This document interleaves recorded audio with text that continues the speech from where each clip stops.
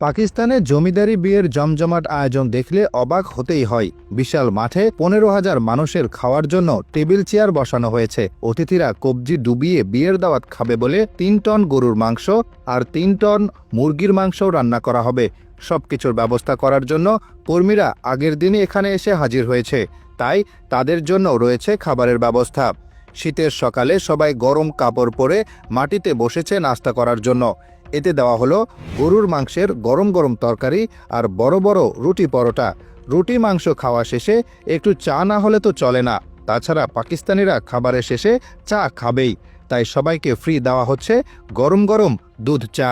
সব কিছু আনা হলেও ভুলবশত চায়ের কাপ আনা হয়নি, তাই বয়াম কৌটা যে যেটাতে পারছে চা তুলে নিচ্ছে। অনেকে তো রুহ আফজার বোতলেও চা খেতে শুরু করেছে। চা নাস্তার পর শুরু হলো রান্নাবান্না। 15,000 মানুষের জন্য রান্না করা মুখের কথা নয়, তাই বাবুর্চি থেকে শুরু করে অন্তত 100 কর্মী আনা হয়েছে এই কাজের জন্য। 100 থেকে 150 পাতিলে রান্না হচ্ছে মাংস।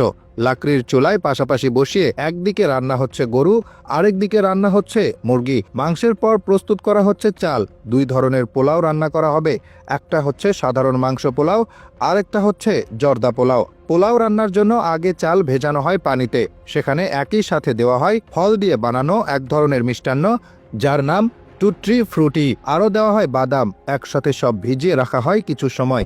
এরপর পানি ছেঁকে নিয়ে সেদ্ধ করার জন্য পাতিলে দেওয়া হয়। নির্দিষ্ট সময় পর্যন্ত চাল সেদ্ধ করা হলে আবার সেগুলোর পানি আলাদা করা হয়। শুধু পোলাও পর্যন্তই শেষ নয়, অতিথিদের জন্য বিশেষভাবে তন্দুর রুটিও বানানো হবে। এজন্য লাগবে 4 টন আটা।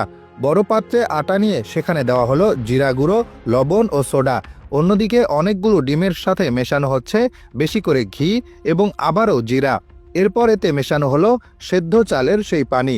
ভালোমতো মিশিয়ে এটাকে আবার ঢালা হলো আটার মিশ্রণে। তারপর আটার শক্ত মিশ্রণ তৈরি করে এগুলো দিয়ে তন্দুর চুলায় গরম গরম রুটি বানানো হচ্ছে। যতক্ষণে রুটি বানানোর কাজ চলছে ততক্ষণে ওদিকে রান্না হয়ে গেছে পোলাও। ফ্রেশ পোলাও আলাদা করে জর্দা পোলাওয়ের জন্য এতে ঢালা হলো রুহ আফজা, রং এবং ছোট ছোট মিষ্টি। ফল দিয়ে তৈরি মিষ্টান্ন, টুট্রি ফ্রুটি আর বাদাম তো আগেই থাকে। পরে আলাদা করে এই ছোট মিষ্টিগুলো পোলাওয়ে বেশি করে দেওয়া হয়। এরপর ভালো করে নাড়ানো হলেই প্রস্তুত হয়ে যায় জর্দা পোলাও। শেষ পর্যায়ে শসা টমেটো কেটে বানানো হয় সালাদ।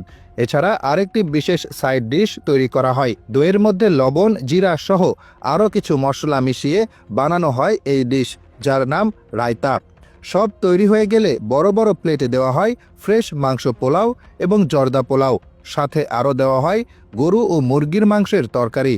এছাড়া রুটি, সালাদ ও কোল্ড ড্রিঙ্কসের ব্যবস্থা তো রয়েছে।